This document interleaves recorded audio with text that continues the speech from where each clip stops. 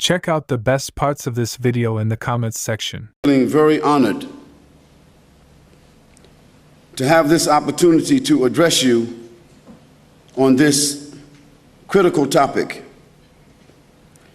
And I want to make sure that you understand that this is not really a lecture.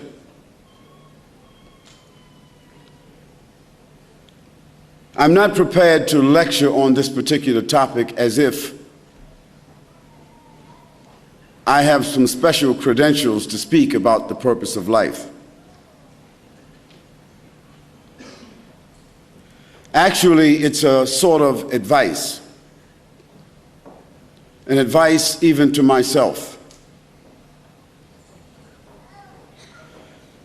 Because I can see myself sitting where you're sitting. A few years ago, it seems almost like a few days ago, a non-Muslim, in particular a Christian, a human being, the ethnicity or the nationality, it doesn't really matter.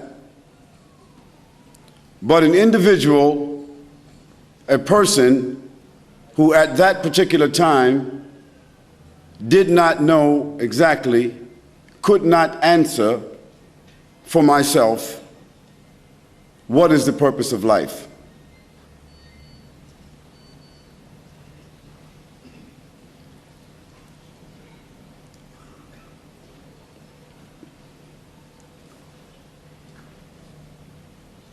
Now, I realize that in order for me to deliver this information to you, it will take some of your precious, critical time. And no one has even a minute of life to waste.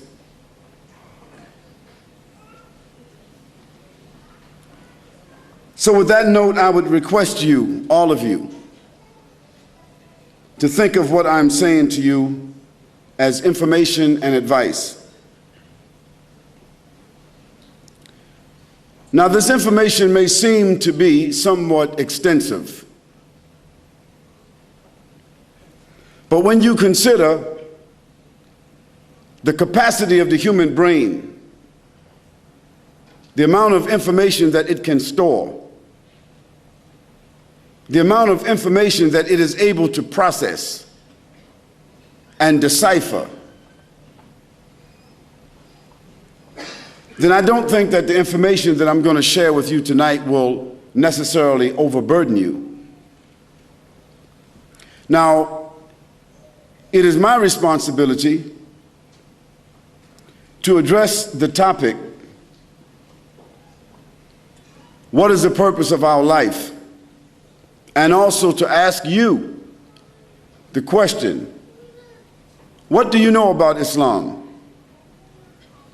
I mean, what do you really know about Islam? Not what you read in the newspapers, not what you saw on television that was prepared for you, not the preconditioned information that came from people who had their own prejudices and their own limited views. But what do you really know about Islam? What facts do you really have about Islam and Muslims?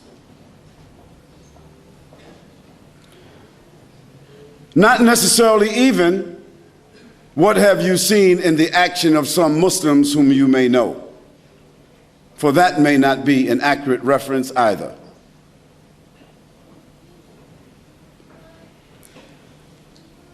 As I mentioned, I am extremely honored to have this opportunity to be here in Sydney, Australia, in the land down under, if that's what you call it.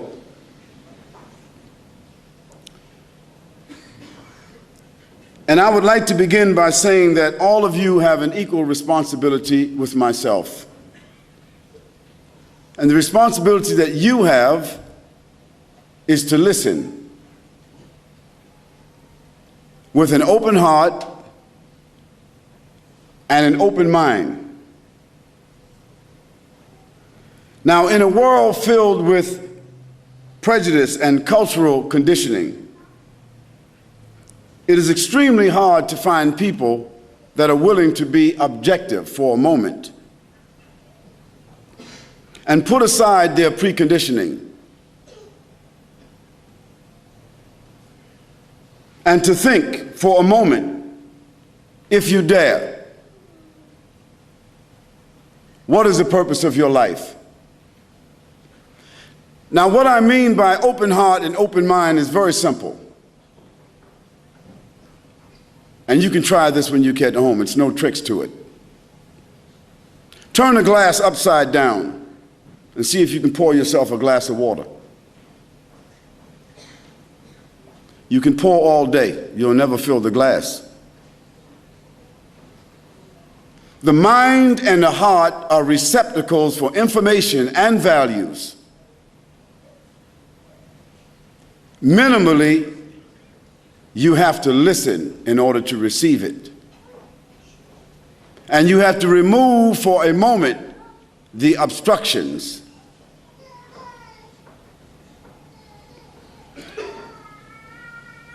Unfortunately, when you ask most people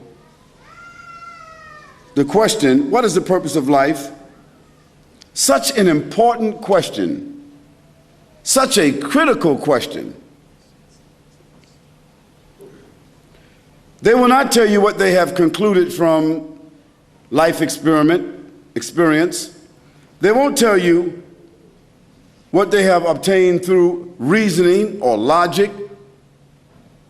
They won't tell you what they have from their own self-conviction. Usually, if you ask this question, they'll tell you what someone else said. Or they'll tell you what is commonly presumed by most people.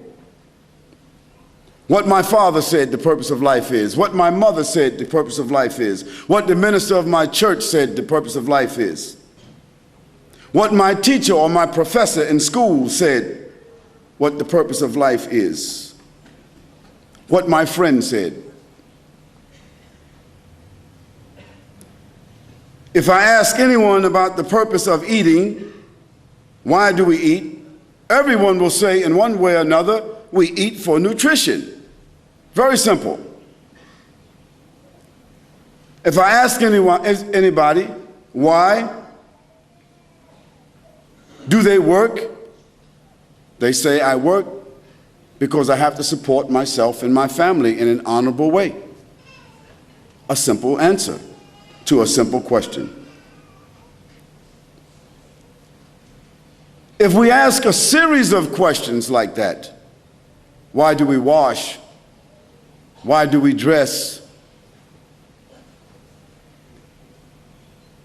They will answer all of these questions by saying, this is very simple. This is a common necessity for all human beings. And if you ask this question to 100 people, in 100 different places in the world, you will get just about the same answers. Then I ask you to ask yourself, why is it that when we ask the simple question, what is the purpose of our lives? Why do we get so many different answers? It is because people haven't really thought about it. It's too frightening. Not the question itself is frightening, but what's frightening is that if we answer it clearly, it may change our lives indelibly, and we are afraid of change. The human being innately is afraid and apprehensive of change. This is why it's so easy just to follow, to imitate blindly, because then you don't have to feel like you're responsible. You can blame somebody else.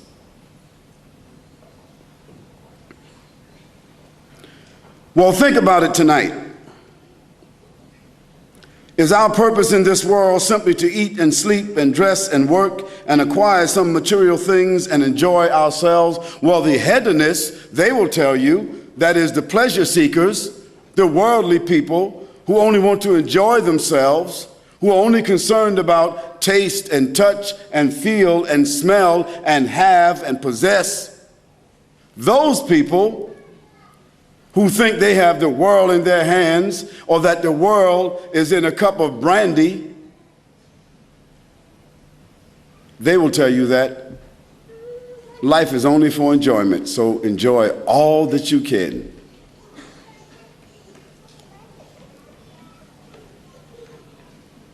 Is this our purpose?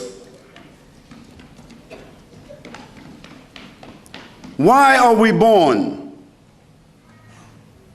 What is the object of our existence?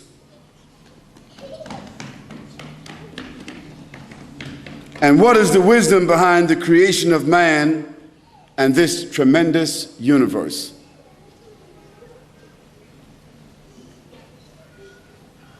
Think about that question. Think about it seriously. Now, some people will argue that there is simply no proof of any divine origin of this world. And there's no proof that there's a God. And there's no proof that this universe has come about through any divine purpose. There are those who argue that, and some of them, they occupy some of the higher places in academia, in government. Some of them occupy some of the elite positions in society and in our lives. Some of them are called central personalities, but they themselves are confused. They also have their own frustrations. And I'd like to share a statistic with you. The greatest amount of misery, the greatest amount of suicide, the greatest amount of confusion and disparagement exist among that class of people. So evidently, even they don't have the answers.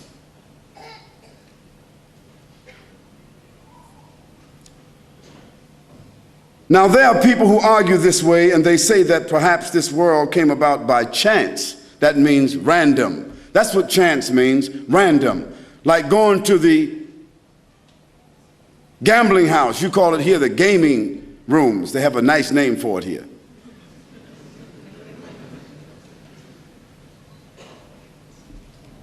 It's a place of immorality.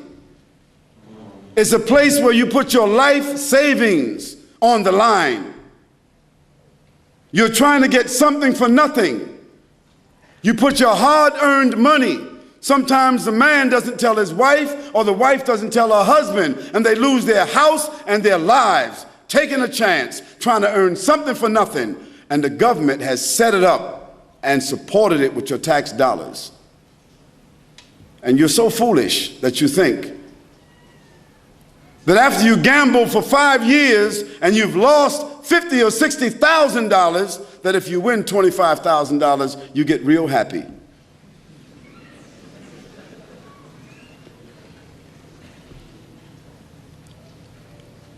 So thinking that this world came about by chance is the same as thinking that when you put money in a slot machine that the numbers come up by chance. They don't. Everybody knows that the casinos are rigged and only the house wins all the time. But to think that this world came about in the same way that people gamble, random choice, well, let's put that to a test. This is an example that you can do in your home with your children.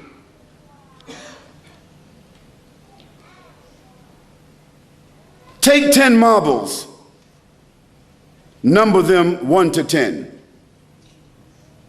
and put them inside of a bag and shake the bag. And then close your eyes without looking inside that bag. Pull out number 1, pull out marble number 2, Pull out marble number 3 in that order. Just 10 marbles, that's all. 5, 10. What do you think the chances are pulling out those 10 marbles in that order without looking at them? Does anybody here that's a mathematic genius, knows about calculus, knows the random chance? Does anybody know the chance? 26 million to 1. That's only 10 marbles. That's called a micro example. Now let's go a little bit further out to a macro example.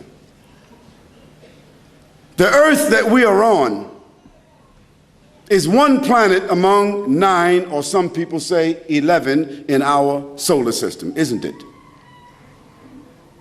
And our sun that gives energy and light and gravity is the center of our solar system. And our sun is only one star, and it happens to be one of the smaller stars in our galaxy called the Milky Way. And the Milky Way is only one of the smaller galaxies in the nebula called the Andromeda. And the Andromeda has itself millions of galaxies like the one that our sun is a part of. And there are millions, or literally countless galaxies, clusters of galaxies like the Andromeda, that have been predicted by sending out sound and light. And they have sent out sound and light that has never returned. Now, all of this diverse order that we see in the heavens, that we are able to somewhat calculate and predict, that we call night and day, time, all of this is in order that allows us to calculate. Tell me, if you can't pull out 10 marbles in order, how did all of this come in order?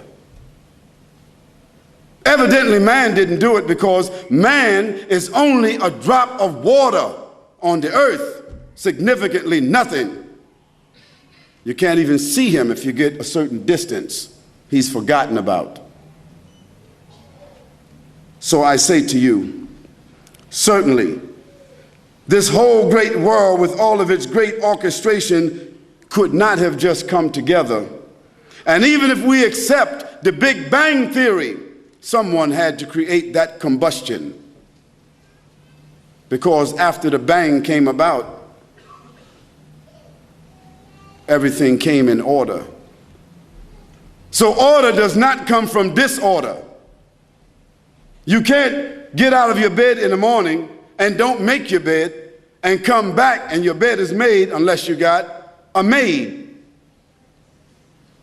You can't demolish a house and come back and the house came back together unless you got a reconstruction crew. Order doesn't come from disorder. Order comes from an order. An order means a legislation. It means a science. It means a fact. It means a determination. And if man wasn't around when that Big Bang took place, he had nothing to do with that determination or anything after it. Here I would like to mention a few verses of the Quran that address this subject, because the Quran was revealed more than 1,400 years ago, a book of 6,626 verses that has been retained and memorized, preserved since the time that it was revealed more than 1,424 years ago. Memorized in the time of the Prophet, peace and blessing be upon him, who received it in his own life, memorized by his companions, and the same Quran is with us today. And among the people sitting here, I'm sure there are 5 or 10 people who have memorized the entire Quran. This is the phenomena. If Muhammad, peace and blessing be upon him, never left anything else as a proof of his miracle and his prophethood to the world, it would be the Quran. I asked my brother to recite just a few verses and then I'll translate it. أعوذ بالله من الشيطان الرجيم بسم الله الرحمن الرحيم إن في خلق السماوات والأرض واختلاف الليل والنهار لآيات لأولي الألباب الذين يذكرون الله قياما وقعودا وعلى جنوبهم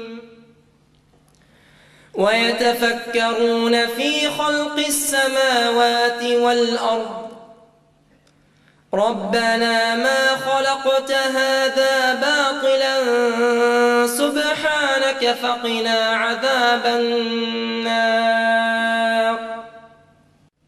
I will only translate 2 or 3 of those verses because this is enough to address this issue that I'm speaking to. This verse says, إن في خلق السماوات والأرض واختلاف الليل والنهار.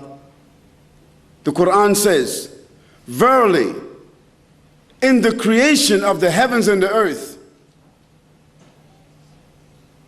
and in the alternation of the night and the day, surely this itself is a sign for those who reflect.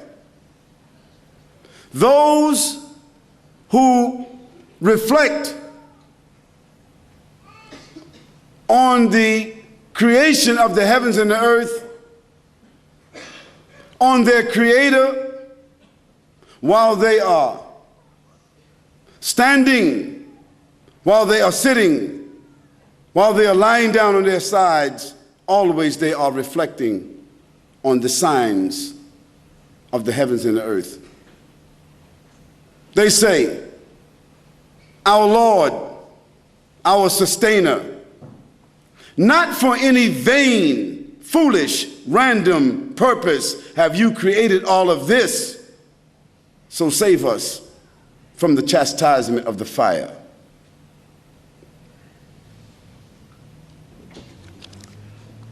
Dear brothers and sisters and guests, this verse of the Quran, these verses, Allah subhanahu wa ta'ala, the creator of the heavens and the earth, God Almighty, has mentioned very clearly to us by first drawing our attention to the creation of ourselves. That's first. The different postures of the human body. And because He's the creator and His throne exists over the heavens and the earth, He comes from His throne down, meaning in terms of knowledge befitting His person. So He first speaks about the creation of the heavens and the earth, something that man cannot construe.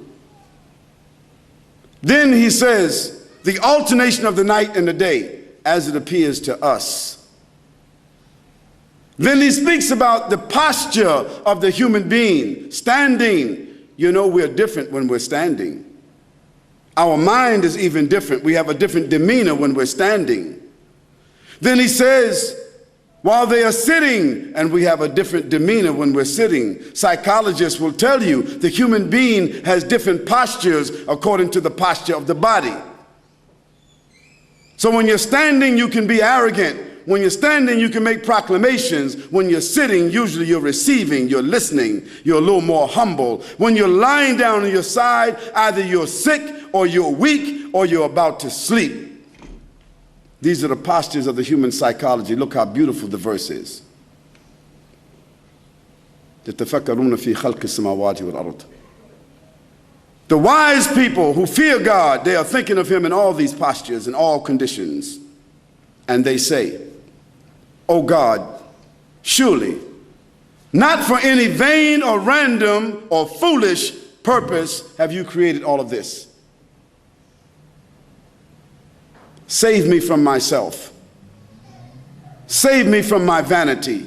Save me from my foolishness. Save me from my rebellion. Save me from my disbelief. Save me from the chastisement of the fire."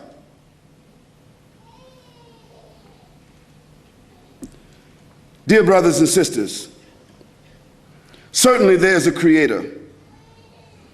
And certainly that creator deserves to be acknowledged.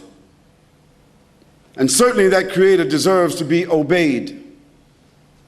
And definitely that creator has no associates or comparisons. For instance, we have to ask ourselves a further question. When you see a bridge, a building, an automobile, you automatically consider the person or the company that designed it. You would never think, when you look at these new cars, this new technology, you would never think that it created itself or it just happened to be there. Let's take something a little more simple. If you were walking out in the outback, that's what you call it here, isn't it? If you were walking in the outback, we call it the desert in America, and you saw a watch, a very expensive watch, maybe like the watch that I'm wearing here, like not expensive but intricate, a world time, 3 or 4 different alarms on it. If you saw a watch laying down on the ground, would you think to yourself that it was always there? No, you would think someone left it there because you know that it is not part of the natural landscape. It's not part of that environment. It has been designed by someone and lost by someone, wouldn't you? This is just a watch. It's not really that intricate. It's not like the human eye. It's not like the sun. It's not like the earth with its different ecosystems. It's not like that. So how could you think that this watch had a designer, but this universe doesn't have a designer? It just came about.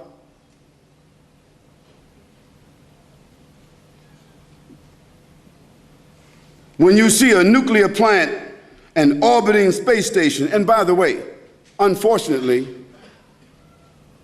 the orbiting space station that you can look up at the sky and see, it might be there and it might fall out of orbit any time. Because America and the Soviet Union, they don't have the money. They have the money to fight a war, but they don't have the money to support the space program any longer. So the $56 billion that has been spent on the space station, maybe it's over with.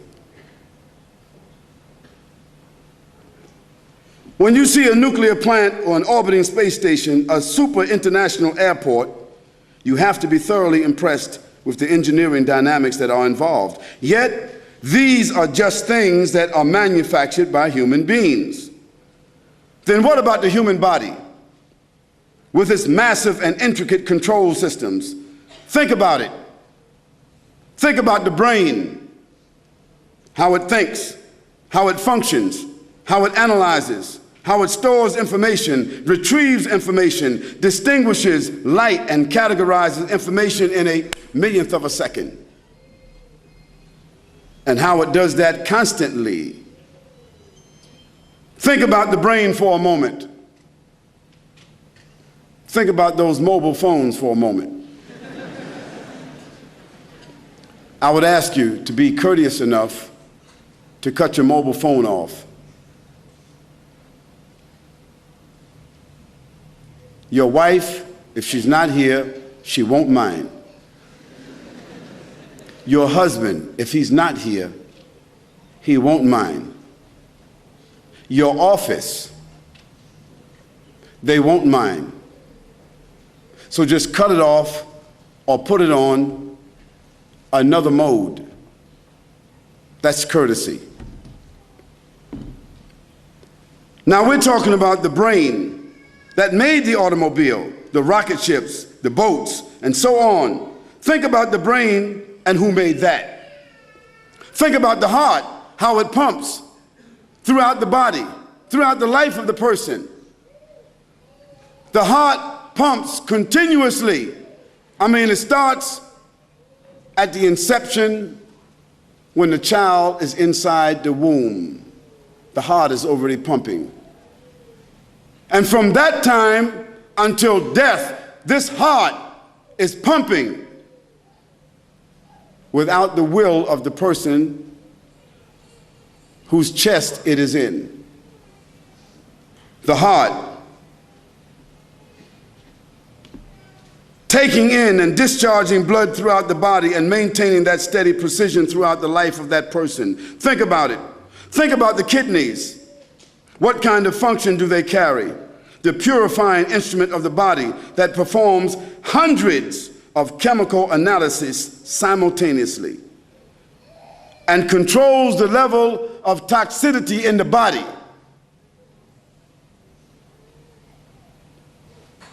And it does this automatically.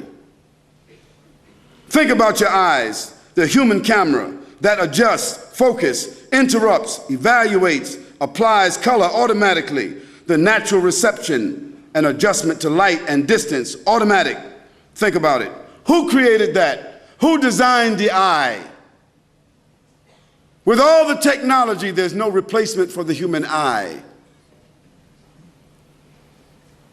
Even they have not been able to create a robot that is able to mimic the blink of the eye. If they made a robot to blink and imitate the blink of the human eye, it would throw the robot out of sync because he couldn't keep the synchronization going like the eye does. Just something simple like that. Who created that? Who mastered that? Who planned that? And who regulates that? Human beings themselves? What's your answer? Of course not. What about this universe? Think about this. The Earth is one planet in our solar system, and our solar system is one of the systems in the Milky Way, the example I gave you previously. Who created that? Who designed that? Who maintains that perpetually until it continues to expand? And according to one scientific theory, what is it? That the universe is expanding as we are living. And one day it will expand until it will implode. Implode means it will explode from the inside, not from the outside, but cave in. Now this is a theory. We don't know, but we do know it is expanding. Yet, for all intents and purposes, it's not affecting the organization that we see. Who designed that? Who controls that? Is it man himself? Of course not. Man just stumbled on the theory yesterday. Certainly there's a creator. And that creator deserves to be acknowledged. And that creator deserves to be obeyed.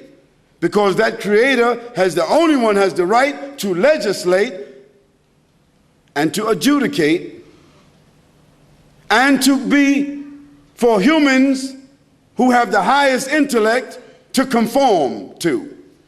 And definitely, that creator has no associates, and that creator has no comparisons. Did all of this synchronization, balance, harmony, variation, design, maintenance, operation, and infinite numeration, did this happen by chance, by random?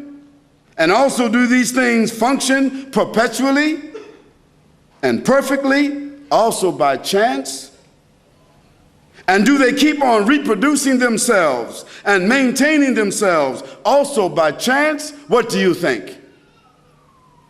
Of course not.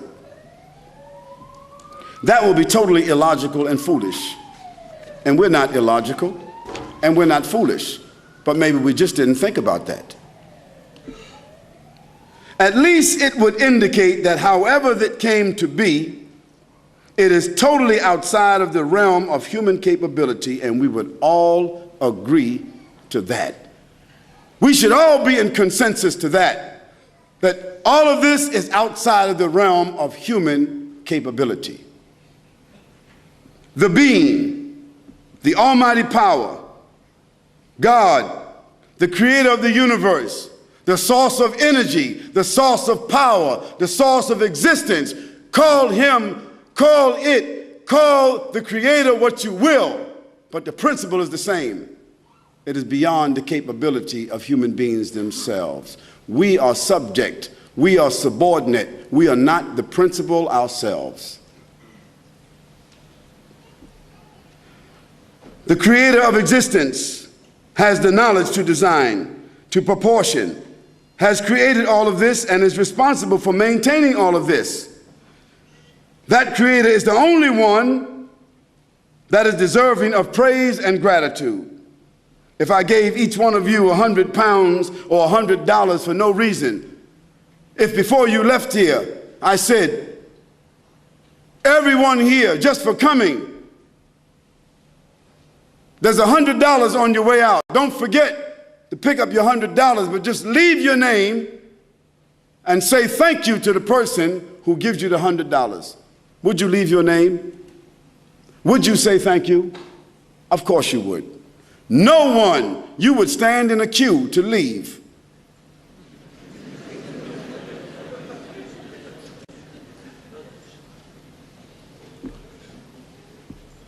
So I ask you, what about your eyes?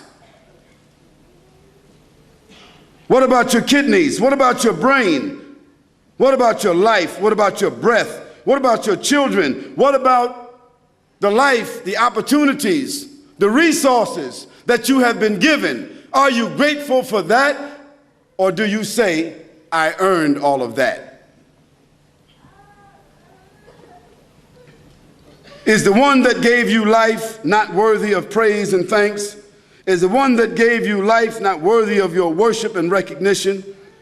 My sisters and my brothers and my guests, that in a nutshell is the purpose and the goal of this life. One, to recognize and acknowledge the Creator.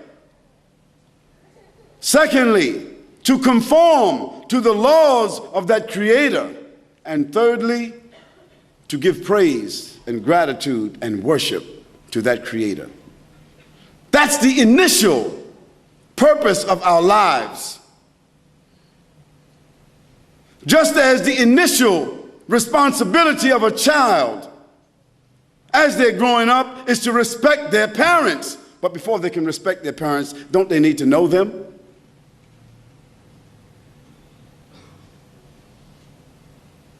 You know your parents. Therefore, you respect your parents because you know that you wouldn't be here if they were not your parents. Secondly, they nurtured you. They guided you. They helped you through school and all your problems.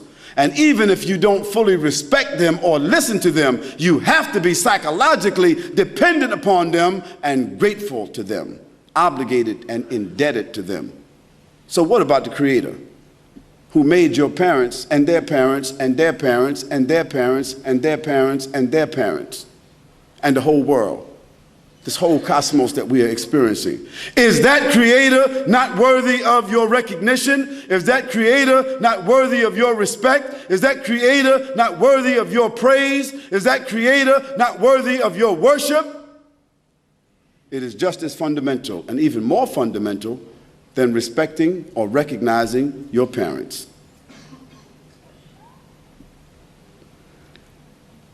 That's the initial, primary, foundation purpose of our lives.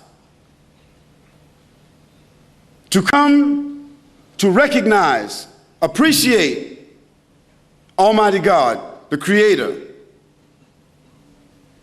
by scientific means, by dialectical means, through mathematical means, through worship, through reflection, any way you are able to come to the grips and come to grips with the fact that you yourself are not your own benefactor, but that you are benefiting from something which was given that you didn't even ask for.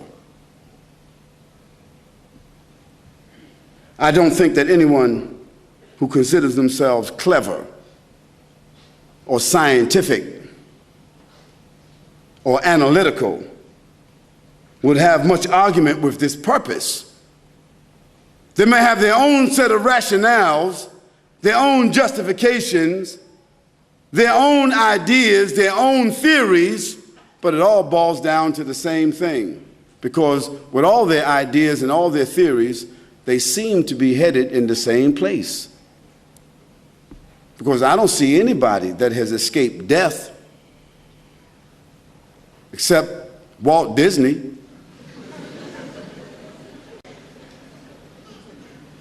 At least they would have us to think that.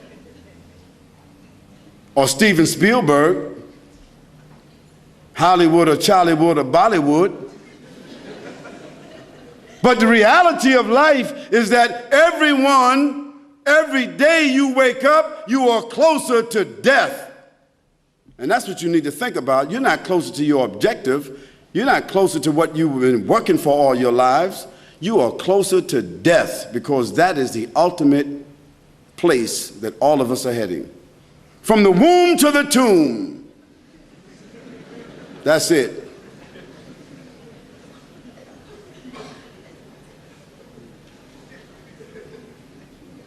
And Michael Jackson will have to make another Thriller.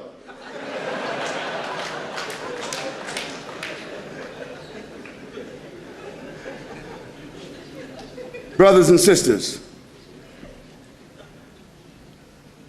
this is something that you and I need to deal with seriously. We need to reconcile this issue. We need to resolve this issue. Don't let death sneak up on you because babies die. Adolescents die. Young, vibrant, intelligent, beautiful, well-endowed individuals die. Arrogant people die. Even executioners die.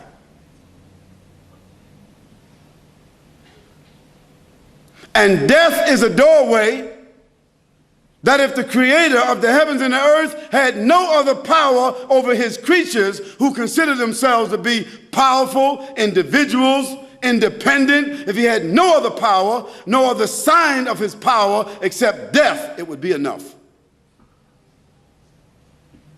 Because anybody with power, anybody with resources, governments or other than that, if there was something that they would do to buy themselves out of, it would be what? Death. But it's not negotiable. Dear brothers and sisters, let us all witness that there's nothing worthy of worship. That's what we should all bear witness. There's nothing in the heavens or the earth, no principle, no power, no sovereign, not a man nor a group of men, not a society nor a nation, nor a coalition of nations that have any power over life and death or creation except who? The Creator. Let us all bear witness that there's none to be worshiped except the Creator, none to be acknowledged except the Creator. Let us all bear witness to that. Let us all say that there's none to be worshiped, to be recognized except the Creator. Let's say that. Is there a problem? Is there a stutter? Is there a hesitation? If there's someone who thinks that they are self-created, if there's someone who thinks that they're outside of this cycle I just spoke of, stand up, because you're the one that should be talking here. Because you're going to announce to us a theory that none of us know about. If not, we should all bear witness, or at least if I called your name and that was your name, you would come up here and say, if I said to you, somebody handed me an envelope and it said that someone by the name of David Matthews is the recipient of $2,000. We picked his name out of a hat and he's recipient of $2,000. Come on down.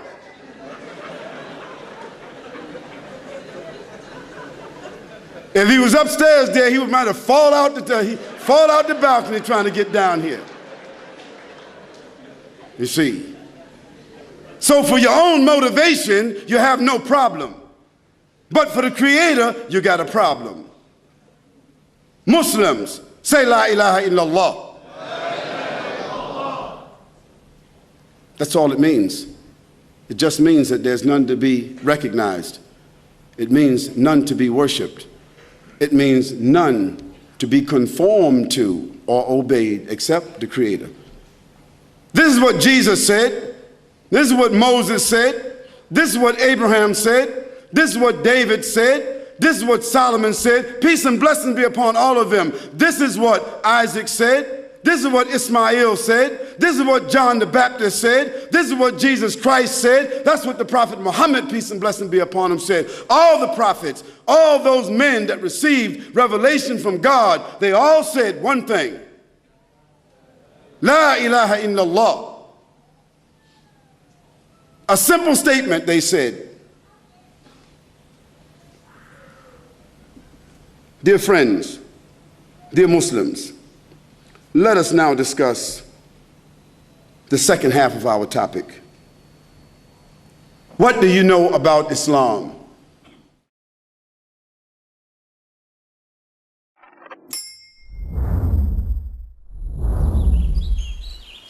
One Islam Productions, an Islamic film studio established in Australia, is dedicated to producing films for all Muslims.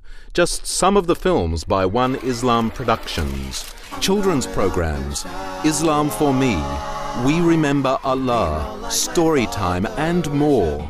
Educational films, Pray as You Have Seen Me Pray, Words, Ramadan, Renewal of Faith. Documentaries. We at One Islam Productions believe that Islam is precious and deserves to be presented in only the highest quality. Visit us at www.oneislam.net for more information. One Islam Productions, a film production company run by Muslims for Muslims.